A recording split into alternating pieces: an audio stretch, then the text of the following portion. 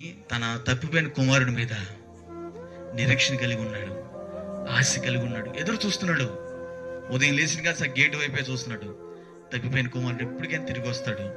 తన బుద్ధి తను తెలుసుకుంటాడు, తన తప్పును తను తెలుసుకుంటాడు, తన లోపం తను సరి చేసుకుంటాడు. ఎప్పటికైనా నా దగ్గరికి వస్తాడని చెప్పి ఎదురు చూస్తూ నిరీక్షణ కలిగి ఉన్నాడు. దేవుడు ఆ ఎదురు చూపున నిరీక్షణని నెరవేర్చాడు. హల్లెలూయా.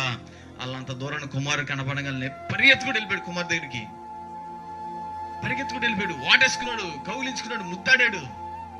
ఎంత ఎదురు చూశాడు కుమారుడి కోసం, ఎంత నిరీక్షించాడు కుమారుడి కోసం. అయ్యా నాన్న, నేను నీకు పరలోకాన్ని తప్పు చేశాను నాన్న, పాపం చేశాను నాన్న, నన్ను క్షమించినట్టే. ఓకేరా, అవన్నీ పక్కన పెట్టరా, అసలు నువ్వు నాకు తిరిగి వచ్చి అదే సార్ నాకు సంతోషం అని చెప్పి, రే ఎక్కడ వాళ్ళు ఎవరెక్కడ అని పిలిచి అందరూ పిలిపించి విందు చేసి రాజవంగరం తొలగించి మంచి పట్టు వస్త్రాలు తొలగించి కిరీటం పెట్టి సింహాసనం కూర్చోబెట్టాడు. హల్లెలూయా. కారణం ఏందో తెలుసా? తన తండ్రి నిరీక్షణ వృధా పోలా, తన కుమారుడు తిరిగి వస్తాడన్న ఆశ వృధా పోలా. ఎందుకంటే బైబిల్ కింద ఒక మాట ఉంది, కీర్తనలు 107:9 ఒక మాట ఉంది. కీర్తన 107:9 ఆశపడే ప్రాణాన్ని తృప్తిపరిచే దేవుడు మన దేవుడు. హల్లెలూయా. తండ్రి ఆశపడ్డాడు కుమారుడు తిరిగి వస్తాడని, ఆ ఆశని దేవుడు తృప్తిపరిచాడు.